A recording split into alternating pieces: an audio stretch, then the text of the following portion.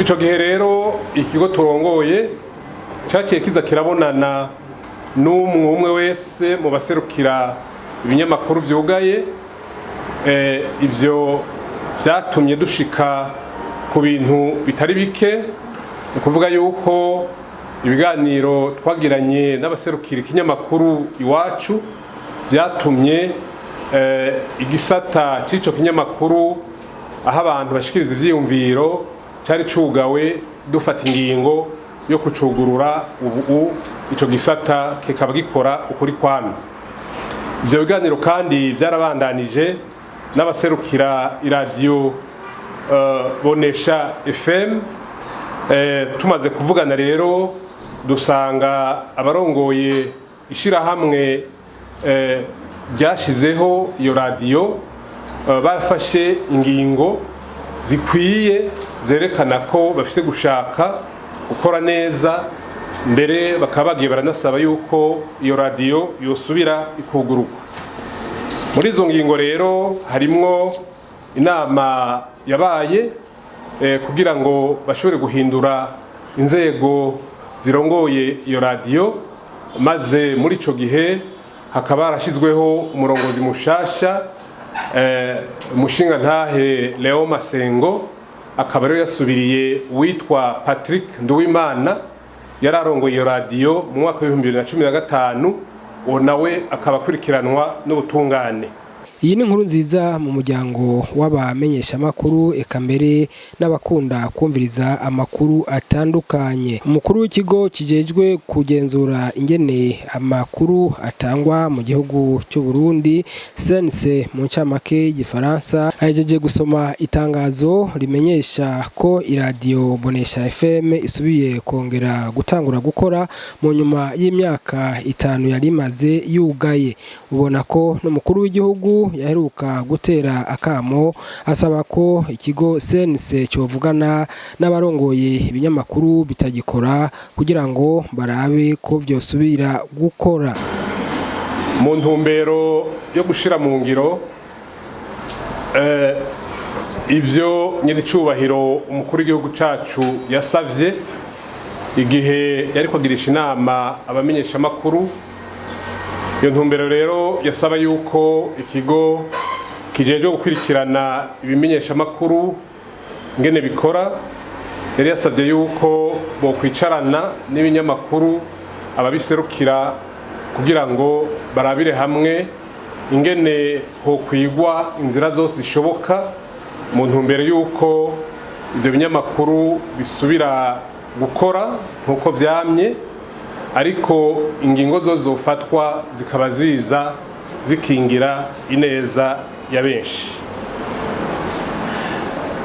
Kuva ico gihe rero ikigo kijejwe gukurikirana ingene umwuga wo kumenyesha amakuru ukorwa caciye gitunganya inama ihuza abaserukira ico kigo n'abaserukira ibinyamakuru vyari vyugaye byafatiwe ibihano bikugagwa, kugira ngo bamenyeshwe ibigiye gukorwa mu ntumbero yo gushira mu ngiro intumbero yatanzwe. Kuva ico gihe rero ikigo turongoye cyaciye kiza kirabonana n'umwe wese mu baserukira ibinyamakuru vyugaye. Ivyo vyatumye dushika ku bintu bitari bike, ni kuvuga yuko ibiganiro twagiranye n'abaserukira ikinyamakuru Iwacu vyatumye igisata c'ico kinyamakuru aho abantu bashikiriza ivyiyumviro cari cugawe, dufata ingingo yo kucugurura. Ubu ico gisata kikaba gikora ukuri kwami.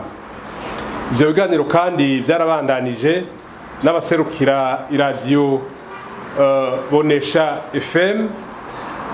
Tumaze kuvugana rero dusanga abarongoye ishirahamwe byashizeho iyo radiyo barafashe ingingo zikwiye zerekana ko bafise gushaka gukora neza, mbere bakaba bagiye baranasaba yuko iyo radiyo yosubira ikugururwa. Muri izo ngingo rero harimwo inama yabaye kugira ngo bashobore guhindura inzego zirongoye iyo radiyo, maze muri ico gihe hakaba harashyizweho umurongozi mushasha umushingantahe Leo Masengo, akaba rero yasubiriye witwa Patrick Nduwimana yari arongoye iyo radiyo mu mwaka wa 2015, uwo nawe akaba akurikiranwa n'ubutungane. Mu nyuma yaho rero turiko turaganira n'abo bashasha barongoye iyo radiyo, bariyemeje mbere barashira n'umukono ku rwandiko amasezerano yuko bagiye gufata ingingo zose zishoboka kugira ngo iyo radiyo ntisubire gukora amakosha, kandi iyo ngingo ikaba ifatiye ku masezerano mpuzamakungu yubahiriza uburenganzira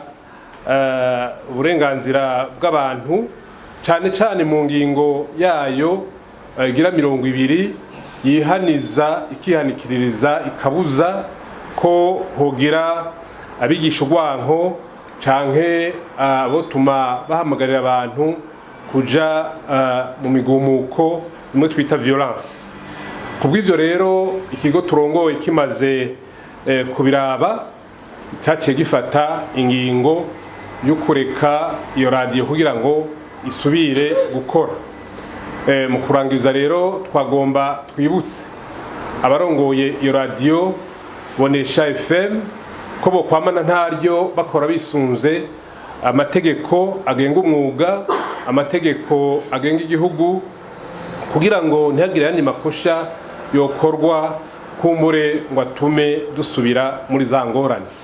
Kuvyerekeye ibinyamakuru bicugaye, ikigo turongoye kikaba kibandanye kivugana n'ababiserukira kugira ngo kumbure mu minsi za navyo bize vyugururirwe. Murakoze. Umuyobozi w'iradiyo RSF Bonesha FM nawe nyene yavyakiriye nk'inkuru nziza, agashimira umukuru w'igihugu Evariste Ndayishimiye, agashimira mbere n'abarongoye ikigo CNC.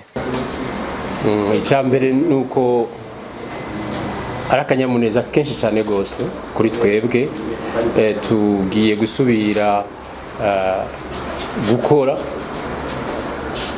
Hama imyaka 5 yari iheze ni myinshi,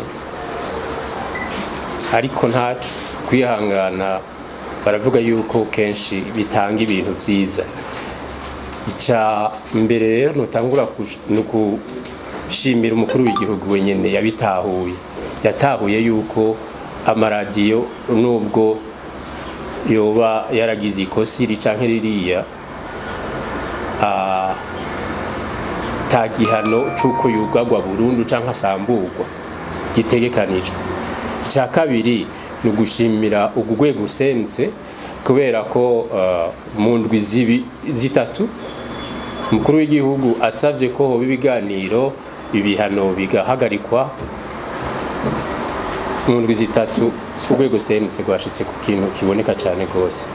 Ikindi ni ugushimira cyane gose abanyagihugu bose batwihanganiye, numva batukivugana, batakaje ibiganiro vyacu, natwe turabatakaza, ariko ubu n'akanyamuneza kenshi ko tugiye gusubira kuza turahurira muri ivyo biganiro, tubasanga iyo bari kuri terrain n'ibindi.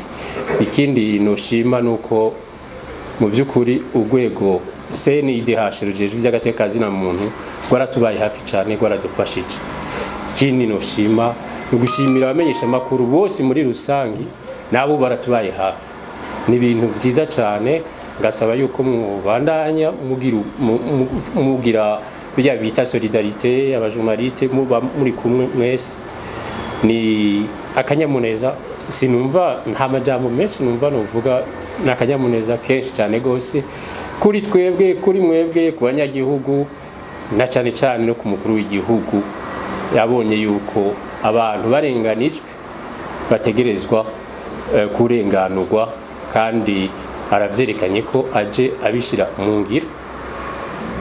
Nico kintu gikomeye twoshikiriza kuri no munsi. Niyo Masengo mbega iyo radio izotangwa gusambira najyana, ari cyo bavyari byavuye mu munsi wa gushaka gusambira najyana. Ico ni ni icyiyumviro kindi gikomeye, ni ikindi kibazo tugiye guhangana naco, ikibazo c'uburyo, ikibazo c'ivyuma bimaze imyaka 5, bimwe vyarasambuwe, ibindi naho bitasambuwe vyara kubera umwanya byaranonekaye birumvikana. Ariko twebwe kubera ko inkumbu twari dufitiye banywanyi bacu, tugiye gukora uko dushoboye. Twibaza yuko mu bisanzwe sense yaduhaye ukwezi ko twoba twatanguye gukora, ariko twe tuzogerageza n'imbere y'uko kwezi tuzobe twasubiye guhura n'abanywanyi bacu. Igihe iyo yafata ibihano yagira ibibazo ntiyari yonyine, hariho n'izindi bari kumwe, ni bikimusaba ku bwiza z'ibintu. Nagira mbanze nsubire mvuge ku bijanye n'uburyo tuzogira ico kibazo c'uburyo. Urabona ko umukuru w'igihugu ari we yagiye imbere akavuga ati ayo maradiyo nasubire gukora, kandi arazi igituma yabivuze, kandi n'izo ngorane z'uburyo arazi ko tuzohura nazo. Twamusaba rero cyane cyane yuko ko hariho ikigo kijejwe gufasha gushigikira amaradiyo, yuko yodufasha cyane gose ico kigega kikashobora kudufasha gutorera inyishu zitandukanye zizoba zijanye n'uburyo. Ikibazo abajije hariho amaradiyo, nivyo urumva bavuga ko bariko bariga kaparka bagenda barumviriza umwe. Nuko ikintu cyane twosaba nuko ibi biganiro ko byo bano ku bandi banyagihugu bose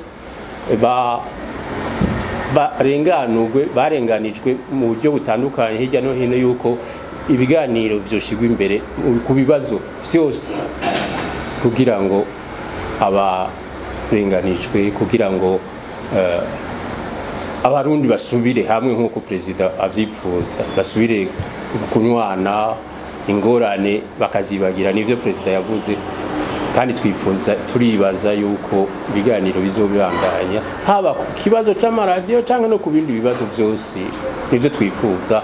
Kandi twifuza yuko abantu boshigikira umukuru w'igihugu ari muri iyo ntumbero. Ega yo masengo arabo mwakorana babamenyesha makuru mutaki kumwe bari hanze, mbega nabo nyine muzokorana cyane musaba nabo nyine ko hoteza ubwo bakagaruka mu gasoro. Je hari ivyo nama mvuga, umuntu ashobora gukora mu ishyirahamwe iri inye, bukeye akagenda gukora mu rindi, canke agashingira irindi shyirahamwe ryiwe. Ivyo rero ntawo bibuze. Twebwe tuzokenera abakozi, hanyuma tuzoraba abakozi bakwije ivyo twifuza gushikako bashobora kudufasha, bose nibo tuzokorana. Nta byo kuraba ngo ibi nibi. Umuntu akoze ngaho arava ngaho akagenda hariya, ntushobora kumubuza canke agashingira radiyo yiwe. None uwo muwuriza iki?